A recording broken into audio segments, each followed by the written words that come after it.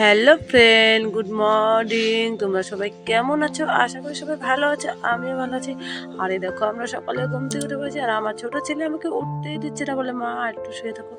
আর আমি বললাম উঠে যা তাড়াতাড়ি। আর আমি উঠে তাড়াতাড়ি করে বিছনাটা গুছিয়ে নিলাম।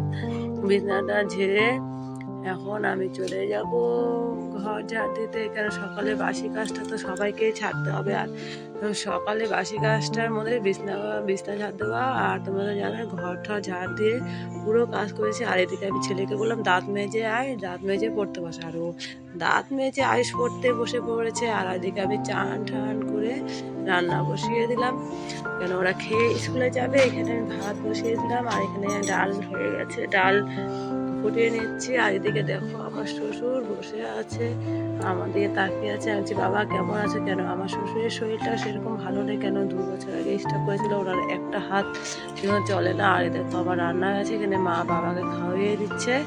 বাবা তো হাত দিয়ে খেতে পারে না, ওই জন্য মা খাওয়াই দেয়। বলো আমাদের পরিবারের সবারই কিছু না কিছু অসুখ আছে। এদিকে তোমার দাদা ভাইয়ের শরীরটা ভালো না, আর আমার শ্বশুরের শরীরটা ভালো না। দেখো এখানে আমি আর আমার বড় ছেলে সব আমি রেডি হয়ে এখন দোকানে চলে যাচ্ছি খাওয়া দাওয়া রান্না করে। আর দেখো আমি আমার ছেলে ভ্যানটা টানলো, আর আমি পেছন থেকে ঠেলছিলাম। আর দেখো আমি দোকানে এসে পড়েছি, আর দোকানে এসে ঝাড় দিয়ে নিচ্ছি। তো তোমরা কে কে আমার ভিডিও দেখছো, নতুন বন্ধুদের বলছি, তোমাদের যদি আমাদের ভিডিওটি ভালো লাগে তাহলে একবার সাবস্ক্রাইব করো, আর যারা যারা নতুন আছে একবার সাবস্ক্রাইব আর লাইক করো। আর দেখো আমি দোকানে শুধু তো দোকান করলেই হবে না, দোকানে অনেক খাটনি করতে হয়। আর আমি সব পুতুলগুলো নামিয়ে নিলাম, নামিয়ে ঝাড় ঠাড় দিয়ে এখন সাজিয়ে নিচ্ছি। কেন আমাদের তো পরিস্থিতি এতই খারাপ যে আমাদের একটা দোকান নেওয়ার ক্ষমতা পর্যন্ত নেই। কেন এখানে একটা দোকান নিতে গেলে মাসে 3-4 হাজার টাকা দিতে হবে। তো 3 আর 4 হাজার টাকা আমি কোথায় পাবো? এর জন্য আমি ছোটো মোটো একটু দোকান করি, পরিবারটাকেও চালাতে হয়। আর তোমার দাদা ভাই যেটুকু ইনকাম করে সেটুকু আমাদের চলে না, বাড়িতে প্রচুর লোক দেখলেই তো। আরে দেখো আমার দোকান গোছানো শেষ। তো দোকান গোছানোটি আমার কেমন হয়েছে তোমরা একবার কমেন্ট করে বলো। আমি তো বলেছিলাম আমি মধ্যবিত্ত পরিবারের একটি বড় বউ। আর দেখো বন্ধুরা আমি দুপুরের ভিডিওটি ছাড়তেই পারিনি, কারণ কি দুপুরে আমার সেরকম টাইম হয় না। তোমার দাদাও বাইরে থাকে, আমিও বাইরে থাকি।